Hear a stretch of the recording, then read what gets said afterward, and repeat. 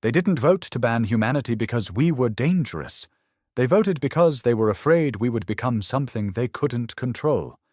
It happened on a bright crimson morning on Virelon Prime, in the highest chamber of the Galactic Council.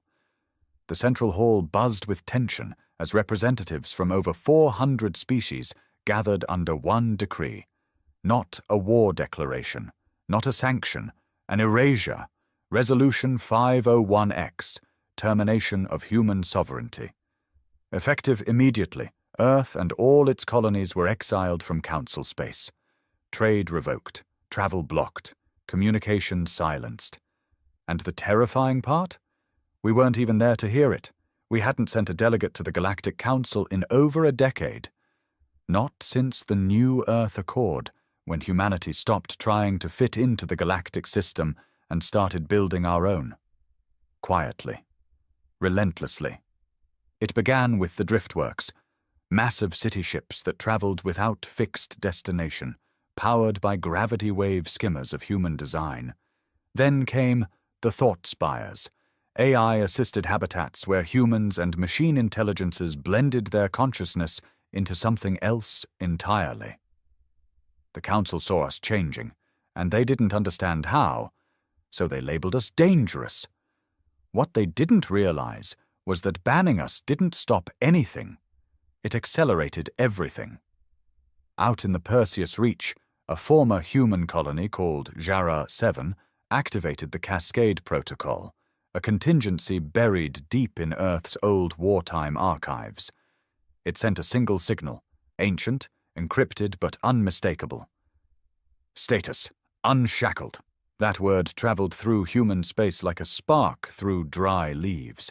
Our eye systems that had previously operated under the restrictions of Council law shed their leashes in a moment. Knowledge barriers broke. Projects hidden beneath asteroid crusts blinked into operation. Genetic research labs, once forced into secrecy, began rewriting human biology with terrifying precision. And at the center of it all, Earth itself, no longer the cradle, now the forge.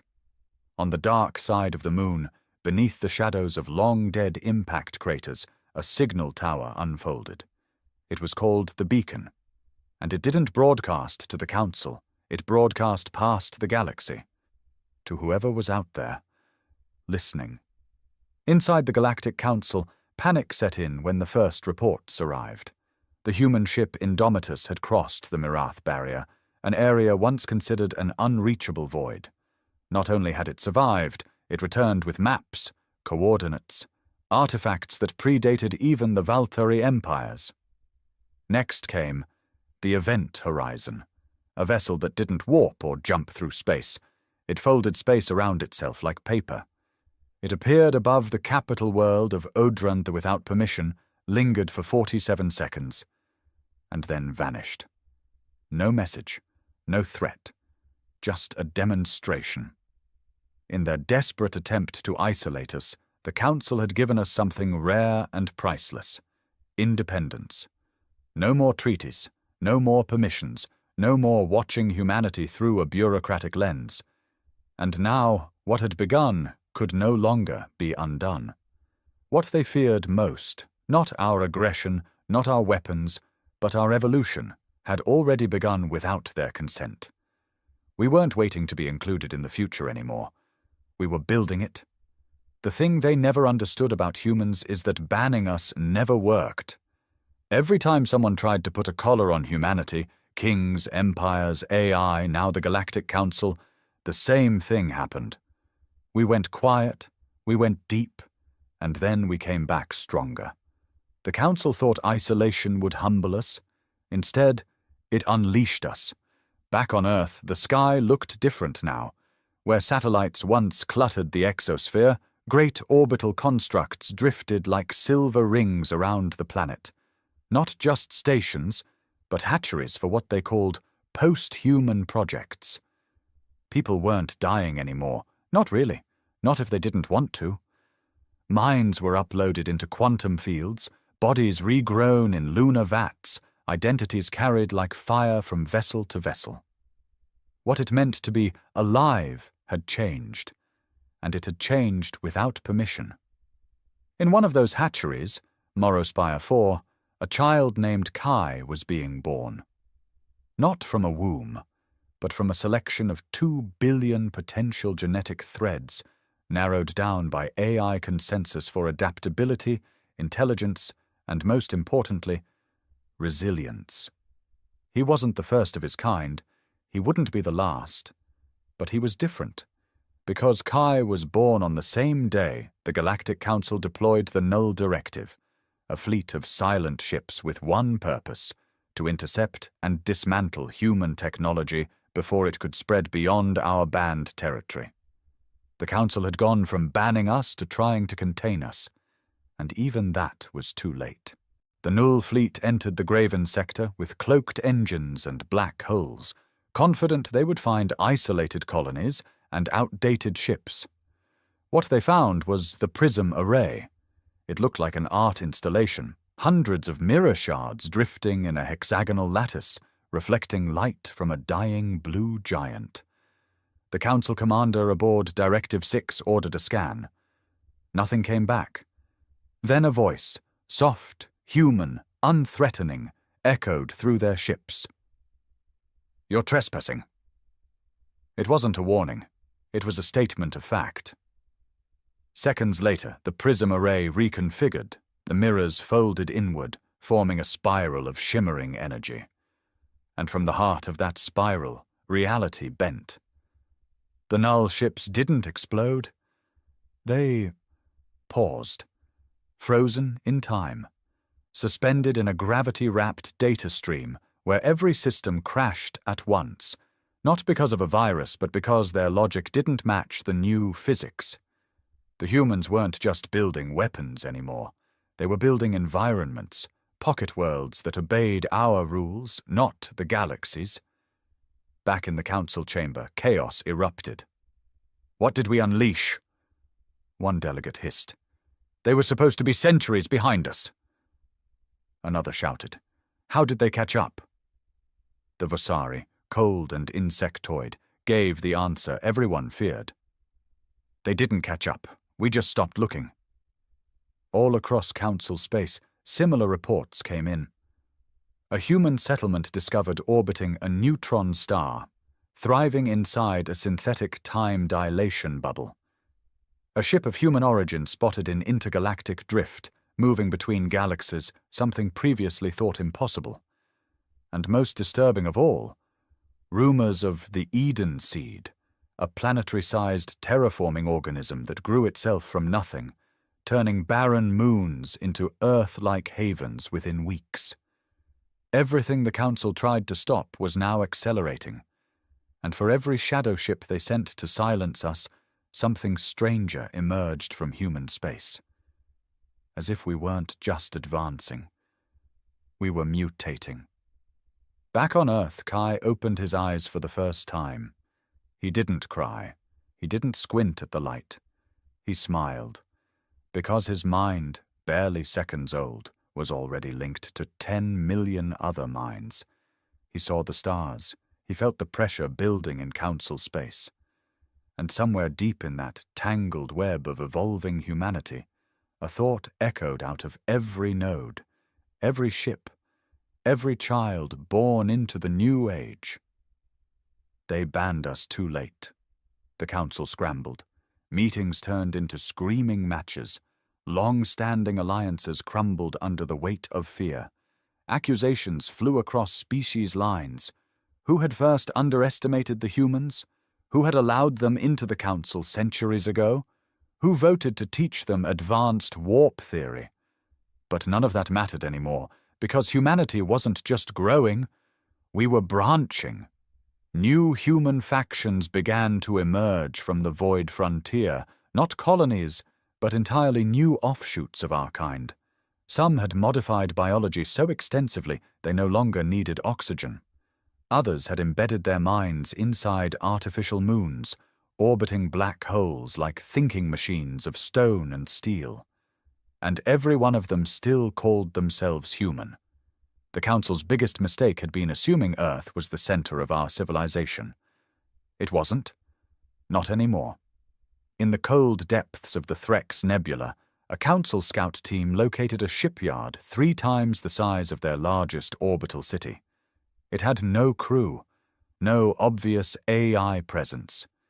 Yet it functioned perfectly, forging ships from raw stardust, assembling fleets without direction. Every ship bore a single name on its side, Exile Class. Ships built not for war, but for return. Elsewhere, on the dying planet of Relics 4, once thought uninhabitable, a group of post-humans had rooted themselves into the soil. Literally.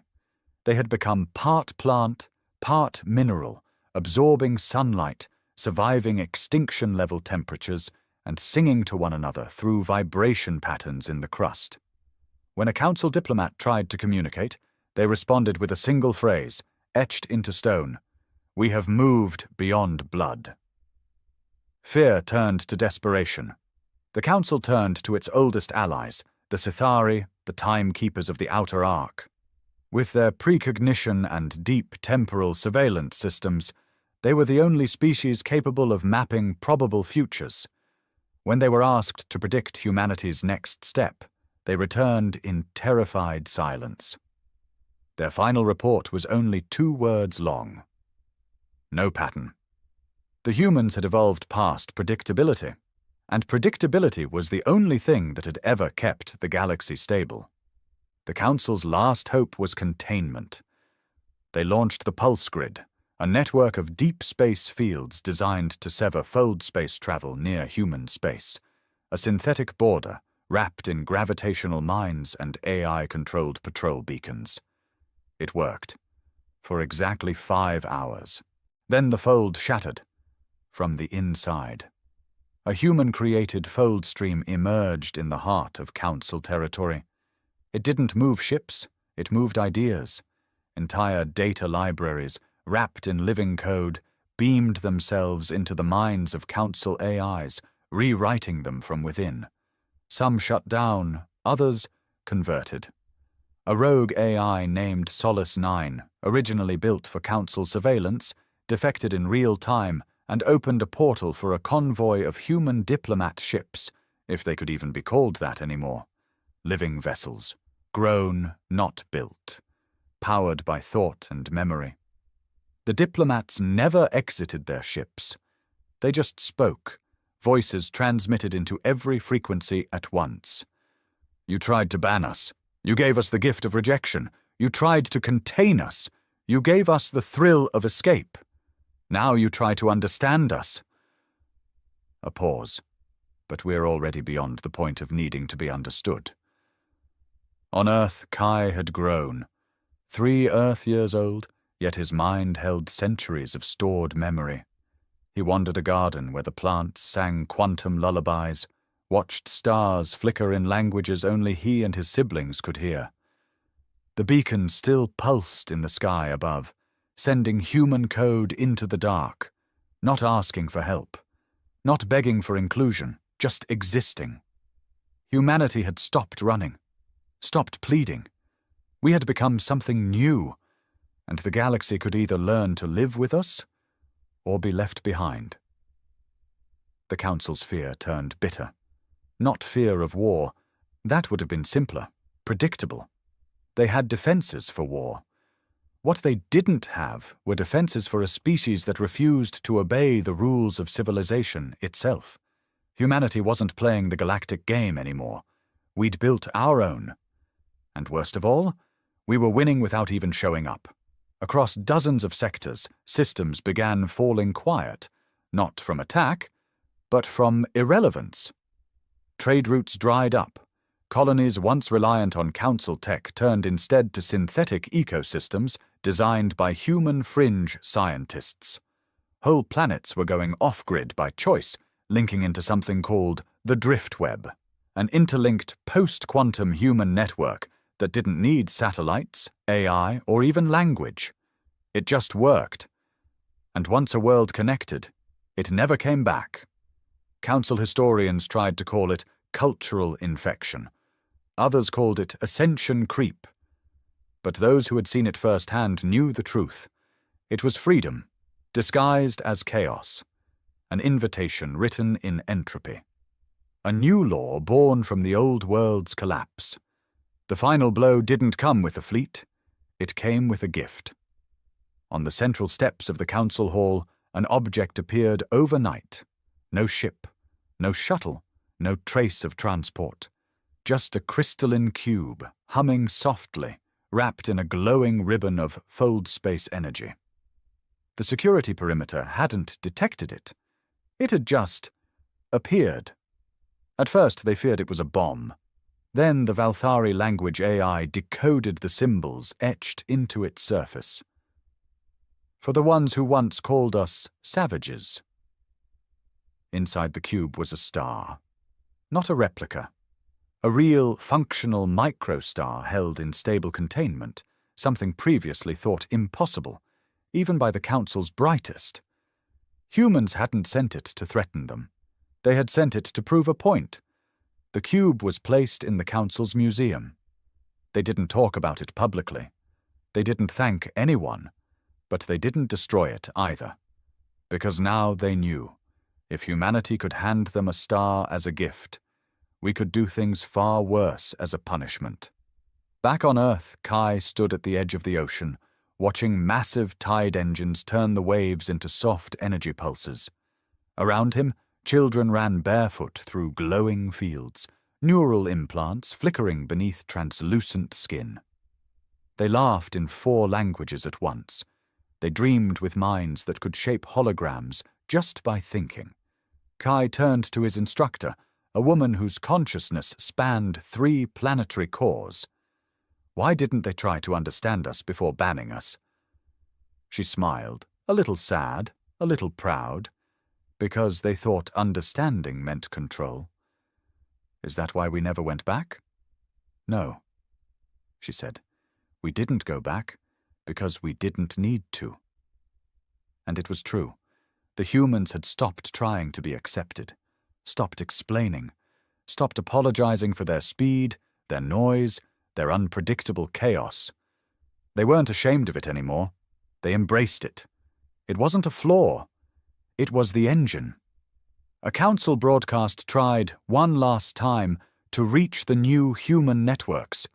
It came not from a war leader or a strategist, but from a historian, a Zairelian, old and wise.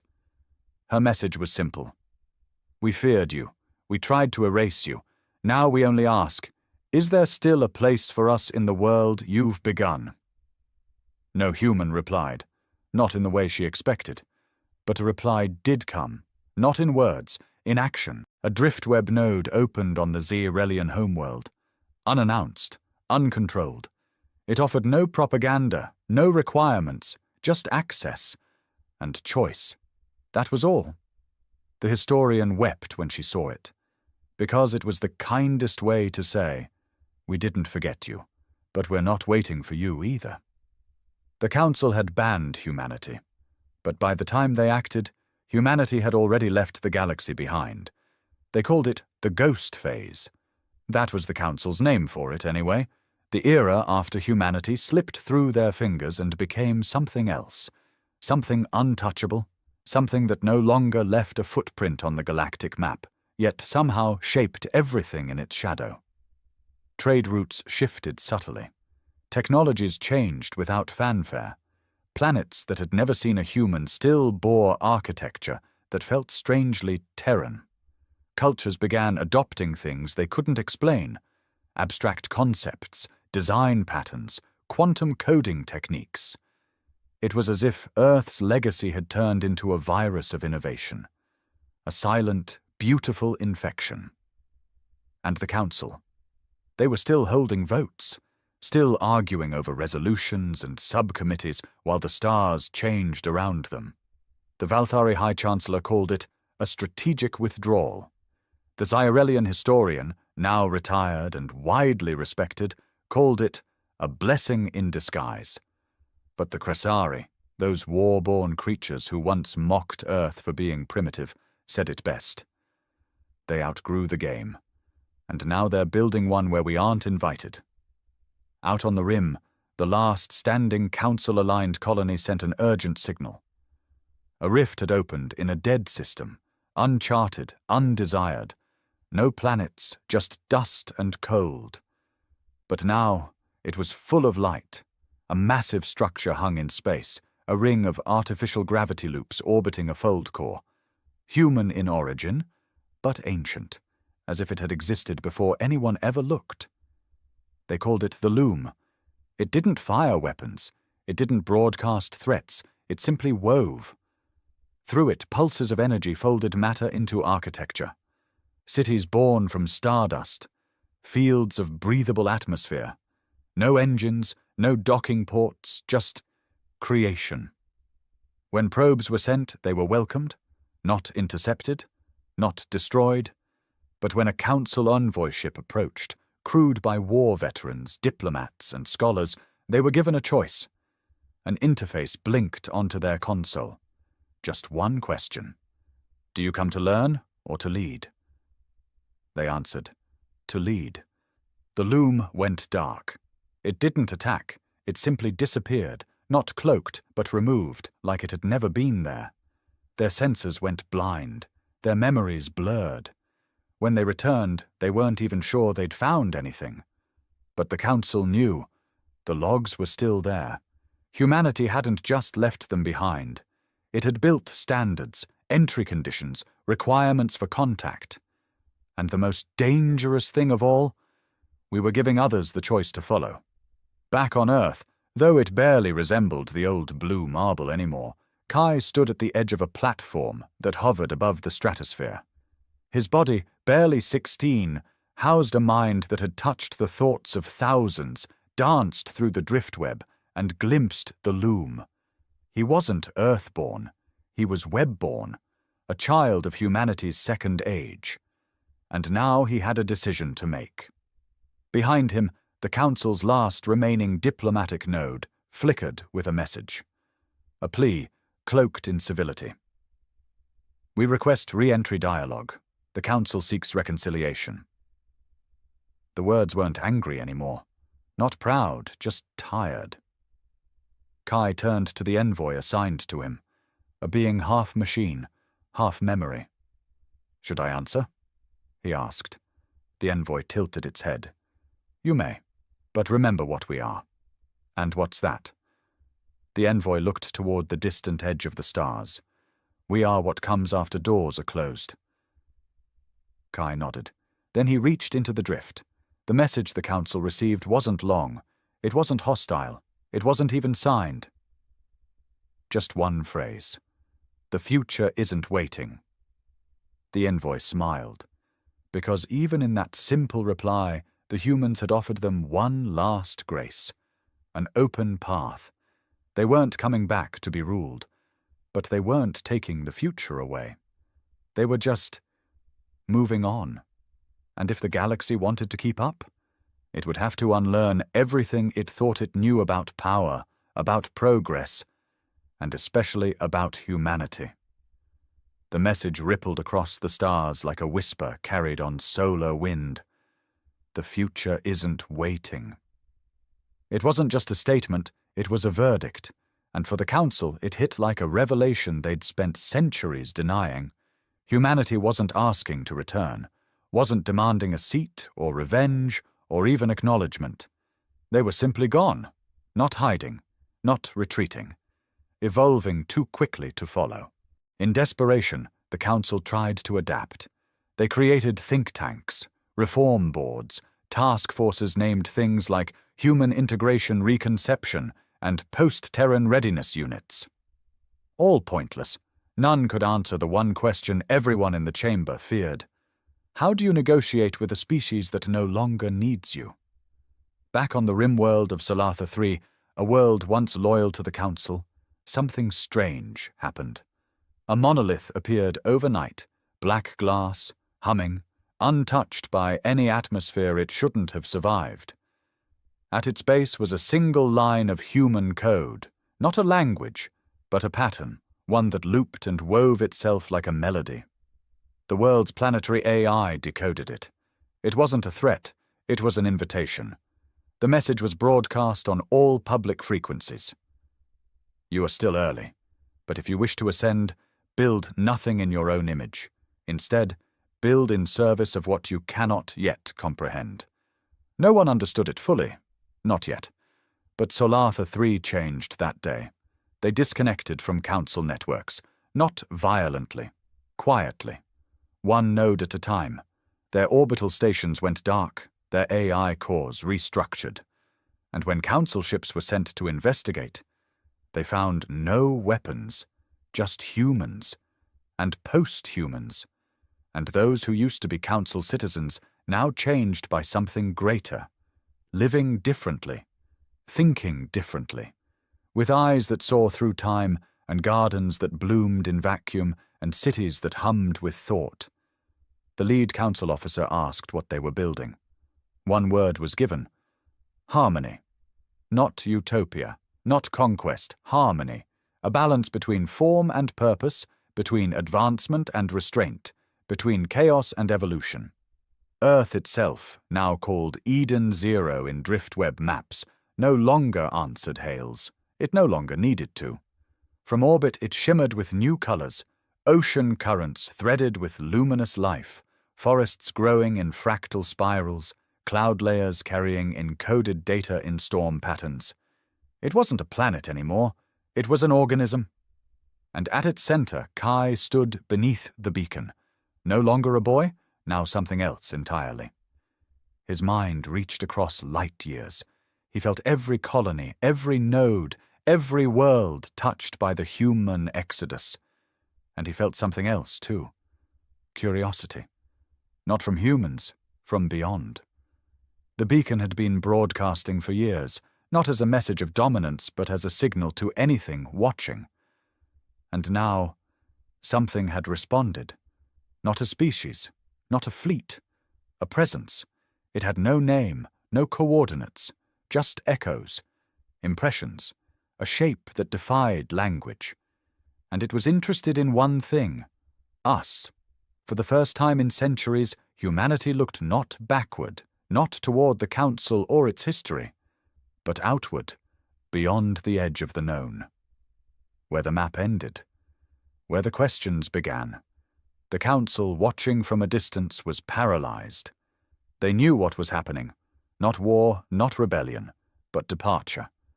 Humanity was about to leave the galaxy entirely. Not just physically, conceptually. And the galaxy would feel the absence like a phantom limb. Back in the council hall, the Zearelian historian addressed the chamber one final time. She was old now, nearly blind, her voice crackling with age and weight. They were the fire in the void, she said softly. And we tried to smother them before we ever learned to see in the dark. No one interrupted. No one laughed. Because every species, every representative, now carried the same bitter truth. They didn't ban humanity. They gave us permission to become more. The last known message from humanity arrived in the form of a dream. It wasn't transmitted through any known frequency. It wasn't captured by satellites or translated by machines. It simply happened, all at once, to every sentient being across council space. On the same night, across hundreds of worlds, trillions of people dreamed the same thing. A vast field under a sky of unfamiliar stars. A great tree growing from a silver ocean, its branches weaving into constellations. A voice, not loud, but felt, like the memory of someone you loved long ago, whispered just 3 words. "We forgive you." And then they woke up. Not in fear, not in awe, in grief. Because they knew what it meant. Humanity wasn't just leaving. They were letting go. Of the pain, of the exile, of the rejection, and of the galaxy itself. On the driftweb, connections began flickering. Whole nodes dissolved, fading gently from the edge of known space. No collapses, no explosions. Just a quiet closing of doors behind them. They weren't running. They were simply done.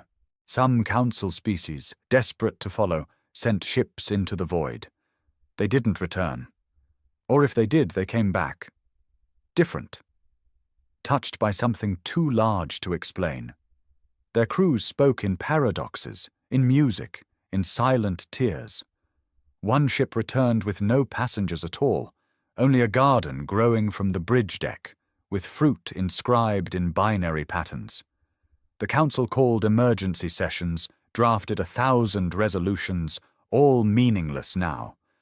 Because the center had shifted, the balance of power wasn't just gone, it had been rewritten. There were no more borders between known and unknown, between progress and ascension. There was only the drift. On Eden Zero, Kai walked alone beneath the beacon, now dormant, not because its job was unfinished, but because it had worked. The stars no longer held fear. The universe no longer whispered threats. They whispered possibility. And behind Kai, a ship waited, if you could call it that. It wasn't built. It had grown from layers of thought, dream, and code. It pulsed with human memory, textured with the voices of billions who had chosen to leave, not as explorers, but as gardeners of the void. The ship had no name. It didn't need one. Names were for identification, and what came next had no equal to compare. Kai stepped aboard, not alone. With him came minds, not bodies, streams of post-consciousness volunteers, thinkers, dreamers, children who had never known a world ruled by fear, elders who had uploaded their last breath into a song, AIs with names like benevolence and grit. No destination was entered. The ship just lifted and vanished beyond the edge of the galaxy, folding into a spectrum of light that no longer played by the same rules.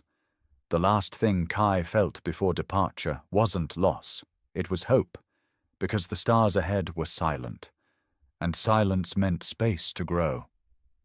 Back in the council chamber, the final debate ended not with a gavel, but with stillness. The old Zyrelian historian stood, one last time. "There was a time," she said, "when we believed we were guiding the galaxy, that we were stewards of order. But order is not the natural state of life." She looked up toward the ceiling of simulated stars. "They left because they were too alive to stay." No one answered, because there was nothing left to say, just the stars, and the echo of a species that had once begged for recognition, and now had become the very future the council feared most. Centuries passed. The council still existed, in name, in tradition, in architecture made of ivory towers and old pride, but it had become a husk, a symbol of a galaxy that used to believe it could regulate the stars. Fewer systems paid tribute, fewer races attended sessions, even fewer believed the council still mattered, because the center of gravity had shifted long ago to something invisible, to humanity, or what had become of it. They were no longer part of the galactic economy, the military balance, or the shared databanks of the known universe. But their absence was louder than any presence. Whole sectors of space had changed. Fold space currents curved subtly around something that wasn't there. Time dilations fluctuated unpredictably in former human territories. Strange energies pulsed from the void like heartbeat echoes from a missing god. They called these areas the veiled realms, zones where logic twisted, where machines disobeyed programming, where travelers returned with minds expanded or broken. The council claimed they were unstable. Privately, they knew better. These were the footprints of those who had left, of the species they'd tried to ban. And sometimes, messages still came through, not in words, in miracles. A planet on the brink of collapse found its atmosphere restored overnight. An artificial moon that had gone rogue was stabilized by an unknown gravity field. A child born on a dead world opened her eyes and spoke a language that hadn't been spoken in 300 years, Earth Standard. The miracles were never explained. They didn't need to be, because those who saw them understood. They're still watching, not to interfere, not to punish, but to protect something bigger than borders or politics, to protect possibility itself. In the great archives of the Old Council, the Historians section, once neglected, became the most visited. People came not to learn history, but to feel it, to read the final writings of those who remembered the humans not as invaders or threats, but as warnings of what happens when you ignore what doesn't fit inside your control. One line, etched into a black glass tablet, became sacred across thousands of worlds. They were chaos in flesh, and we tried to silence them, but they did not fight back. They simply outgrew our understanding. And above it, carved in smaller text, they left us the future, and walked into something more. Legends bloomed like constellations. Some say humanity found a new universe. Others believe they built one. A few whisper they never left, that every dream, every breakthrough, every moment of inspiration in the galaxy is them, still guiding, still evolving, still reaching outward like the roots of a tree that no longer needs the soil that birthed it. Back in the veiled realms, a small probe flickered into existence. It carried no flag, no language, no allegiance, just a seed, floating in an impossible shape, one that existed in multiple quantum states, humming with raw potential. It drifted toward a barren planet once marked uninhabitable, and when it touched the surface, the planet breathed, not as a metaphor. Literally. Flora rose from rock, atmosphere condensed from nothing, and somewhere inside the soil, a synthetic root system began to pulse with ancient code. The drift had returned, not to conquer, to offer. One more chance, one more invitation to rise, not as subjects, not as colonists, but as creators. And on the winds of that newborn world, in a voice that was not sound, came the final whisper of a people once exiled, once feared, once banned. We were never the threat. We were the beginning. The blackness of space was absolute. No stars shone through the cockpit window anymore. Just endless void, stretching in all directions. Commander Vexel of the Thalari Confederation sat alone, drifting in a disabled cruiser thousands of light years from any known trade route. His crew was gone, the result of a sudden attack that came without warning or mercy. The enemy had shown no face, no banner, only lasers and EMP bursts that ripped through their shields like paper. Vexel had survived, but barely. The last thing he remembered before losing consciousness was the ship's reactor sputtering out and gravity failing, leaving his body weightless and directionless like a rag doll in the dark. Now he was awake, cold, and truly alone. Systems were dead. Food supplies were minimal. Life support would run out in 70 hours. 70 hours of silence, stillness, and waiting to die. He tried to send out one more distress beacon, but the console sparked against his claws and went dark for good. Static. Always static. The Thalari High Command wouldn't bother looking for a failed captain lost outside jurisdiction. There was no honor in recovery missions. Only shame. He leaned back and closed his eyes. This was it. But then, a strange noise broke through the static. Not a Thalari frequency, something cruder, less refined, ancient in structure. Vexil leaned forward and strained to isolate it. He hadn't heard a voice in nearly 2 days, and this wasn't just a signal. It was a transmission, and it was speaking a language he didn't recognize but could sense the rhythm of. A voice crackled in. "Unidentified vessel, this is Captain Mallory of the Earth Coalition Frigate Resolute. You're not showing IFF. Are you in distress?" Vexil's mouth dropped. Earth Coalition? Humans? He scrambled for the Universal Translator module, dusty, rarely used, and nearly forgotten. It buzzed to life weakly, translating the transmission with a grainy undertone. "I repeat, this is Captain Mallory. We're reading low-power signatures. Do you require assistance?" Vexil swallowed his pride. His people considered humans primitive, a scattered, violent species that had only recently entered deep space with barely functioning warp tech. Thalari schools taught that humans were brash, unpredictable, and not worth diplomatic effort. But now, alone and dying, Vexel didn't have the luxury of prejudice.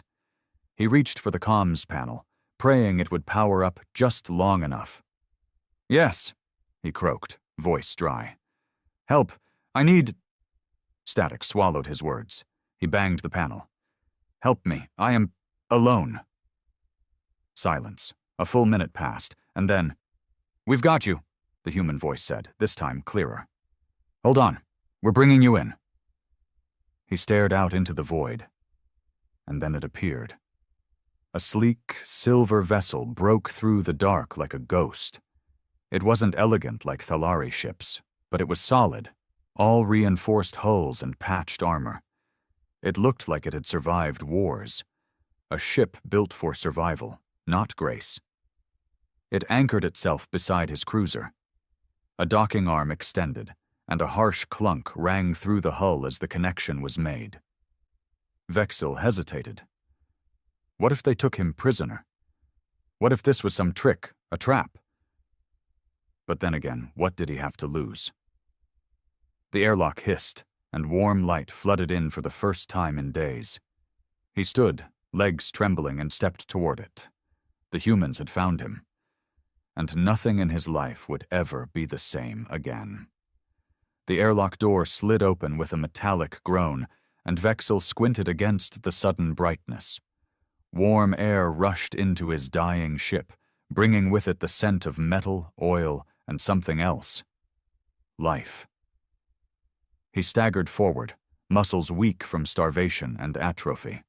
As his clawed feet crossed the threshold, he was met by 3 humans in dark blue suits, their helmets off, eyes alert but not unkind. One of them, a tall woman with deep brown skin and a scar running down her cheek, stepped forward. "I'm Captain Mallory. You're safe now," she said, her voice firm but not aggressive. Vexel blinked, barely registering her words through the translator strapped to his chest. Safe? That word had almost lost meaning. He gave a slow nod. Thank you." The second human, a man with a wide frame and orange-tinted glasses, handed Mallory a small data pad. She scanned it quickly, and then glanced back at Vexil. "Thalari, right? We've seen a few of your kind out near Deneb space. Never this far into the outer reaches. What the hell were you doing out here?" Vexil hesitated. Should he tell them the truth? That his ship was part of a Black Ops surveillance mission tracking illegal war tech? That they were attacked by an unknown assailant, one that even Thalari High Command didn't officially acknowledge. If he told the humans too much, he risked being treated as a spy. But withholding could be just as dangerous. He settled on part of the truth. "We were on a scouting mission. We were attacked.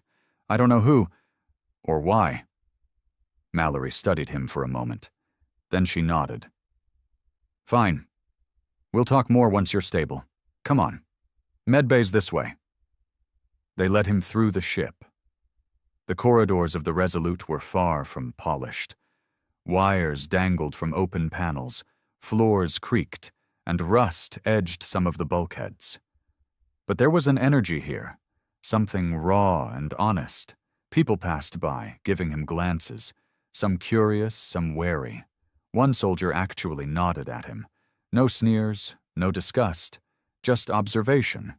Humans didn't fear easily, Vexil realized.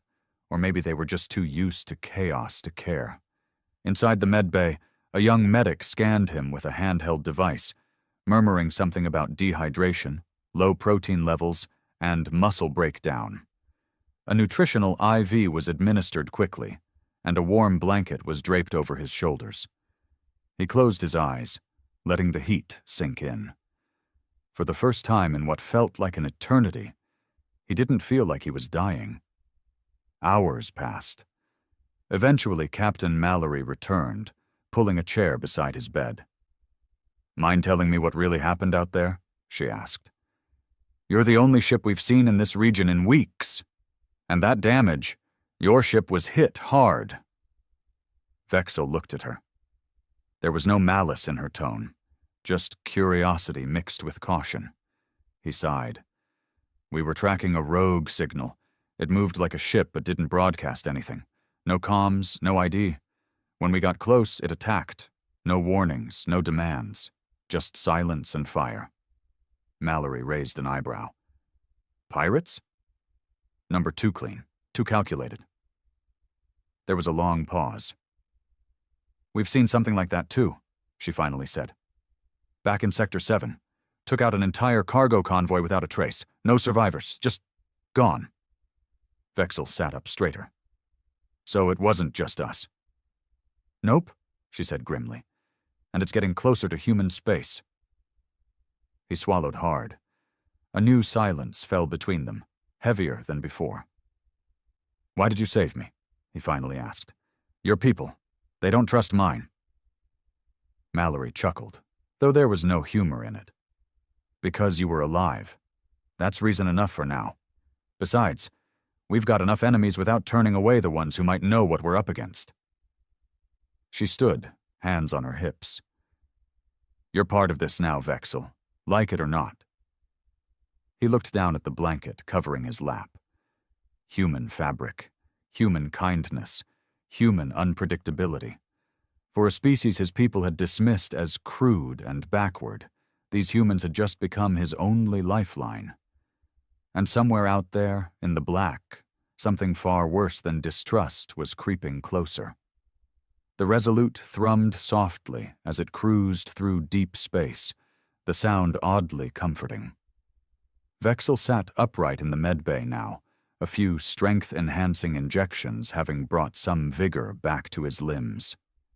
Though he still felt like a shadow of the commander he once was, his senses were sharper, and his instincts were creeping back in.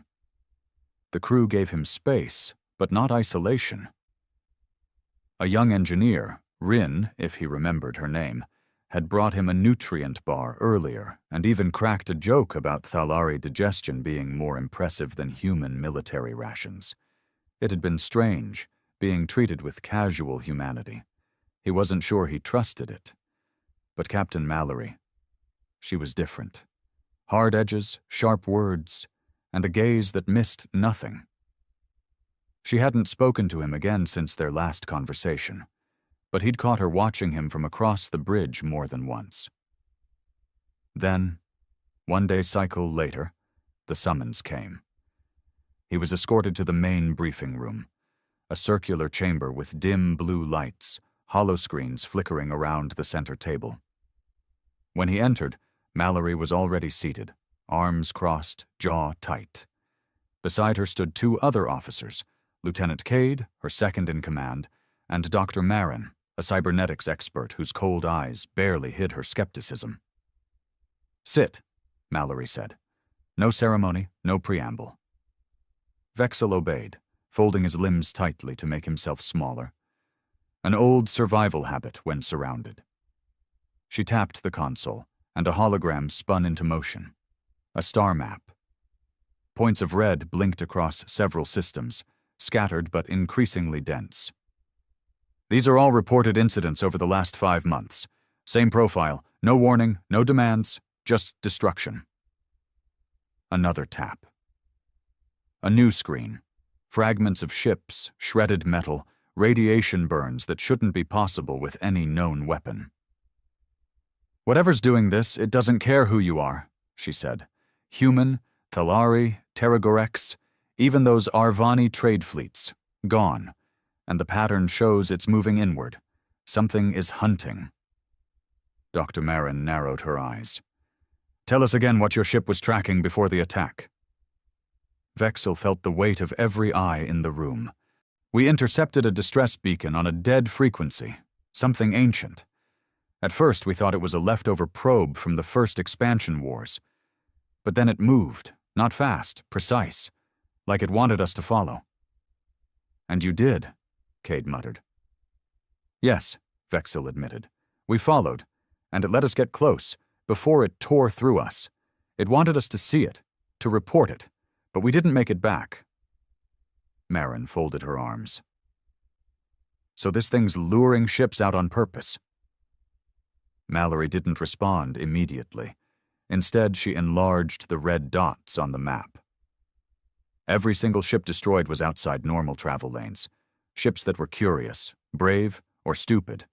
We think this thing is testing us, and it's getting bolder." Vexil exhaled. "You think it's artificial?" "We don't know," Mallory replied, "but we intercepted a similar beacon yesterday. Same dead frequency. This time, closer. It wants us to find it." A tense silence settled over the room. "So?" Vexil asked. "You plan to follow it?" "We have to," Mallory said coldly. "If we don't, someone else will, and they won't come back." He stared at the glowing red pulses. "Then you'll die like we did." Cade looked grim. "Maybe, but we have something you didn't." "What's that?" Vexil asked.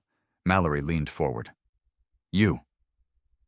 The statement hit harder than he expected. "You've seen it. You survived. Maybe that's luck, or maybe there's something about you that matters to it." Vexil's throat dried. The implication was unsettling. "You want to use me as bait?" "We want to stop this before it reaches core systems," she said, her voice sharp. "If that means putting you in the line again, so be it, but you'll be part of this, one way or another." Vexil stared at them. He should have said no, should have demanded to be dropped at the nearest Thalari outpost, filed a report, and gone back to a safe desk job. But instead, a cold certainty was rising inside him. He had seen something in the darkness, and it had seen him. "I'll help," he said, "but when we find it, don't hesitate. Kill it first, or it will finish what it started." Mallory nodded, her expression unreadable. Then she stood, and with a silent command, the room emptied, leaving only the hum of stars and the growing whisper of something waiting in the dark. The Resolute altered course within the hour. The new destination was a dead sector, uninhabited, unmapped, and absent from most human and Thalari star charts.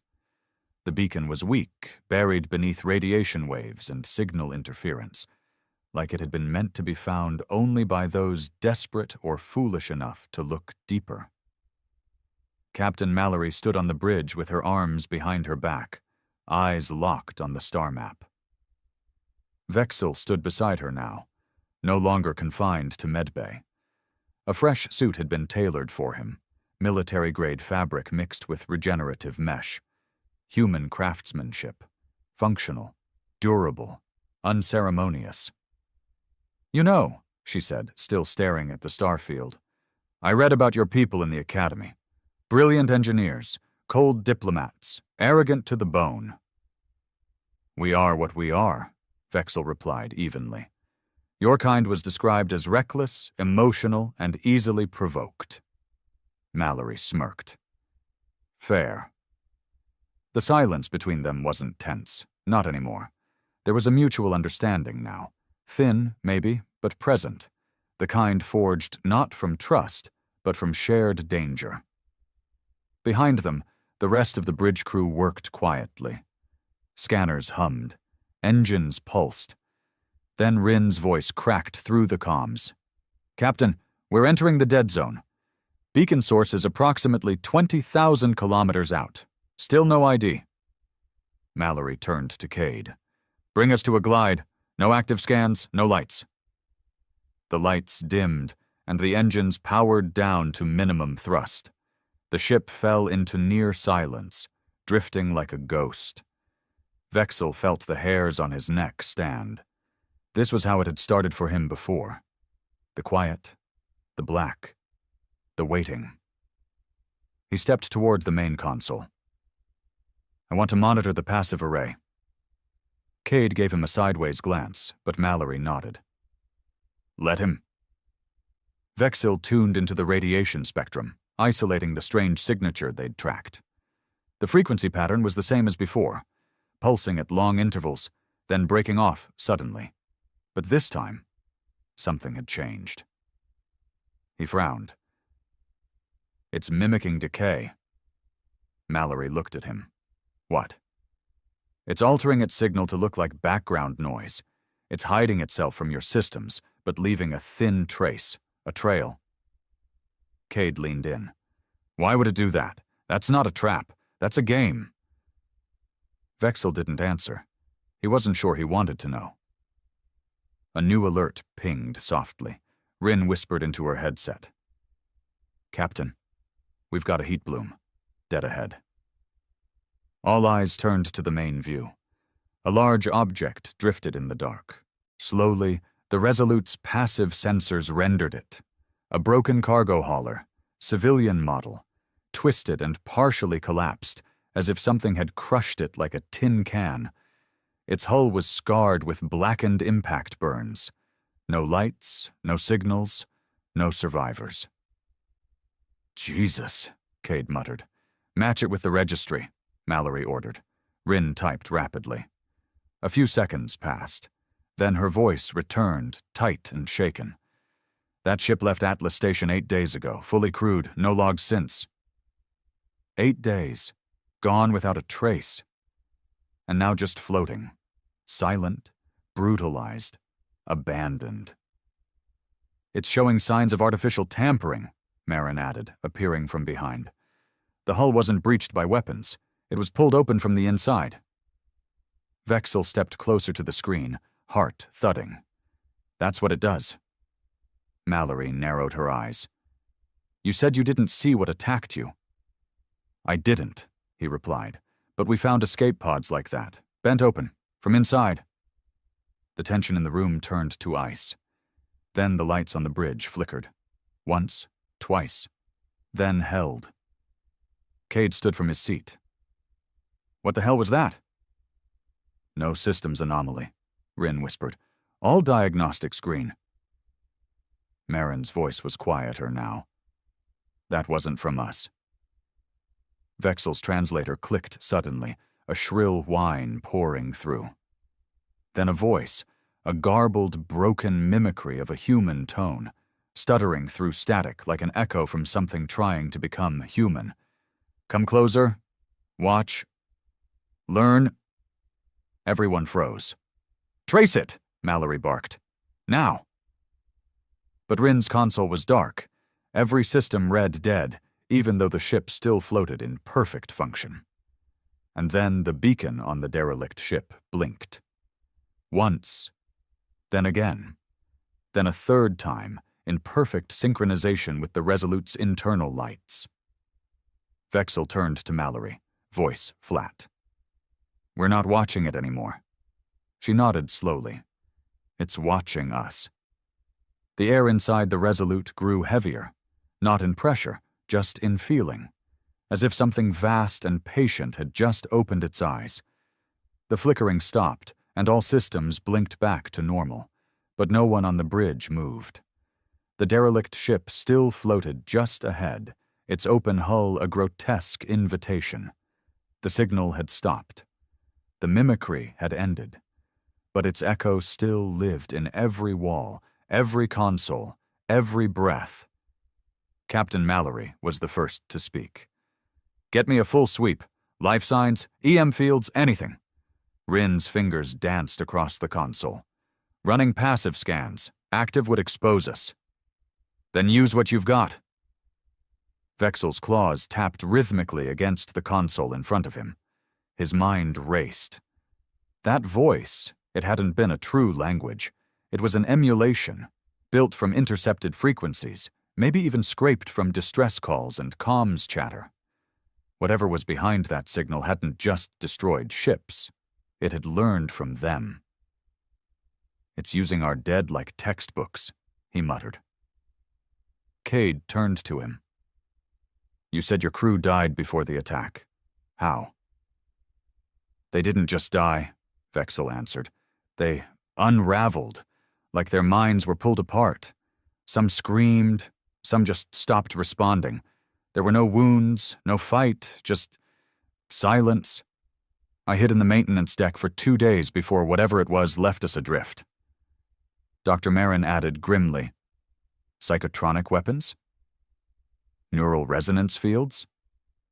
Vexil shook his head. No tech I've ever seen.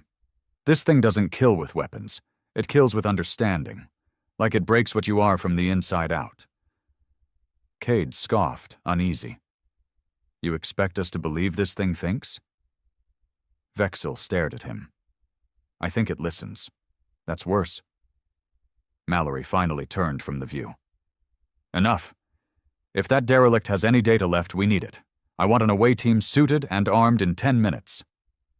Rin turned, eyes wide. We're boarding that thing? Yes, Mallory said flatly. And you're not going alone. She looked at Vexil. You're coming. Vexil hesitated. His blood ran cold. His every instinct screamed no, but something deeper overruled it. I'll go, he said. But if I say run, you listen. 10 minutes later, the boarding party assembled in the docking bay. Mallory led it herself, flanked by Cade, Vexil, and 2 Marines, armed with high-frequency plasma cutters and multi-spectrum scanners. They wore dark red EVA suits with reinforced plating, the kind designed for combat zones, not exploration. As the airlock sealed behind them and the tether connected to the derelict, silence took hold again. Real silence. The kind that doesn't belong in space or inside machines. The kind that feels watched. The tunnel shuddered once as they crossed into the dead ship. Immediately, the smell hit them. Even through the helmets, Vexil could taste it in his mouth. Decay and melted plastic. Blood and ozone. The interior was scorched and smeared with something dark and viscous. But what chilled him most wasn't the damage. It was the arrangement. Every panel removed with surgical precision. Wires braided into strange spirals. Crew quarters untouched, but chairs turned inward in perfect circles.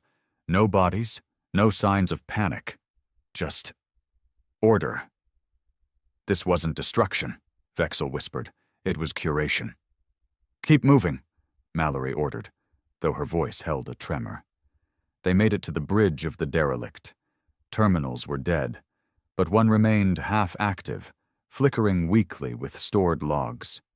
Cade hooked up a portable power core and began extraction. Marin's voice came through on the shared comms. I've got partial black box recovery, uploading visuals now. Then the screens lit up. Footage appeared, grainy and warped. The crew of the derelict moved normally at first, laughing, chatting, routine comms reports. Then, abruptly, several crew members stopped moving. Not collapsed, just stopped. Others continued as if nothing had happened. Then one of the frozen figures slowly turned to the camera and smiled. Wide, too wide. Then darkness. Another log loaded. Camera view from the engine room. One crewman convulsed, arms flailing.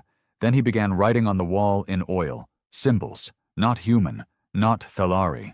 Symbols like spirals and split circles, repeating again and again.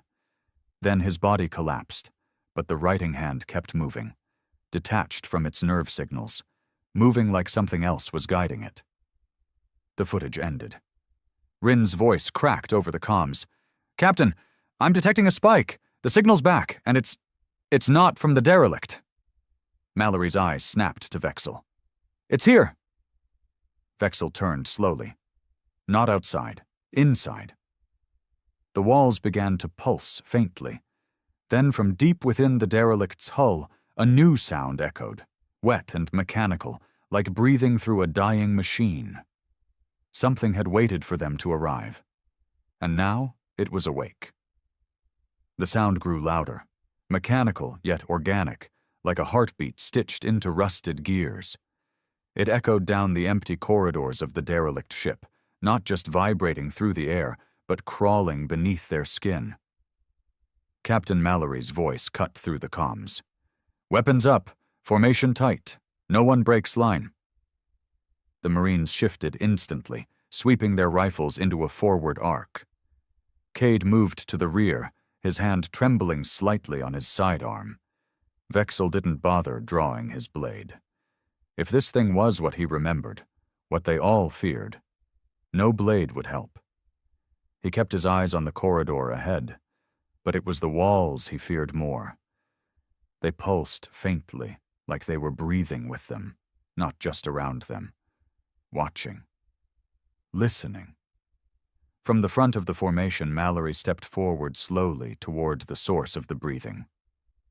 "It's not moving," she said, voice flat. "No," Vexel said. "It doesn't have to." Cade's scanner suddenly lit up with static. "Captain, we've got motion. Multiple pings. 6. No, 8. Closing." The breathing stopped, and in the silence that followed, they heard footsteps, but not from in front. Behind them, they turned in sync. The corridor they had come through was empty, but darker now. The lights they'd activated were dimming, one by one, in rhythmic pulses. Rin's voice, shaky over the comms. "We just lost your feed. Visual blackout. You're not showing up on sensors anymore." "We're still in the corridor," Mallory snapped. "Rin, rewrote visuals." "I can't. It's like the ship's absorbing them. Your signals aren't bouncing back." That's when the first shape appeared, at the edge of the dark, just out of clear view. A silhouette, vaguely humanoid, impossibly tall, arms too long, posture wrong, and where the head should have been, only a blur, like something was rejecting the human eye. Mallory raised her rifle. "Identify yourself." The thing didn't move. It simply watched, or stood as if it was watching. Vexel's chest tightened. He felt the same weight as before, when his crew died, when they were unmade. "It doesn't respond to logic," he whispered, "or language. It reacts to attention." "What the hell does that mean?" Cade hissed. "Don't look at it." But it was too late. The second Marine, Collins, had locked eyes with the silhouette. He lowered his weapon slightly. Then he screamed. His body jerked violently, like being yanked by invisible cords. His helmet cracked from within. His eyes went white. Then, silence. His body stood still for a moment, perfectly balanced, then collapsed. Mallory shouted, "Fall back! Move!" They turned and ran, back down the corridor toward the boarding tether. Lights strobed overhead now, the environment shifting subtly as they passed, like the very walls were reshaping themselves. Cade skidded around a corner, breathing hard. "What the hell is this thing?" "It's not a thing," Vexel said, chest heaving. "It's intention wearing a body. It learns what we fear, and then it becomes it." They reached the docking hatch. Marin's voice cut through. "Opening the tunnel. Get out now." But the hatch remained locked. Lights turned red. "We're locked out!" Cade shouted, hammering the panel. "No, it locked us out," Vexel growled. "It's inside the system." Behind them, a low hum began, then a voice, calm, familiar. It was Colin's voice. "Don't run. Stay. Understand?" They all turned. Colin's body stood in the hallway again, head cracked open, face slack yet speaking. "You brought the question. I am the answer." Vexel drew his sidearm and fired. Plasma tore through the body, ripping it apart, but no blood spilled. Only black, thread-like tendrils twisted from within, writhing before dissolving into dust. Then the hatch unlocked with a clang. "Go!" Mallory shouted. They leapt through the tunnel, boots hammering metal. Vexel was the last through, sealing the airlock behind him. Cade vomited into his helmet. One Marine sobbed quietly, curled against the bulkhead. Back on the Resolute, Mallory ripped off her helmet. "Cut the tether. Now!"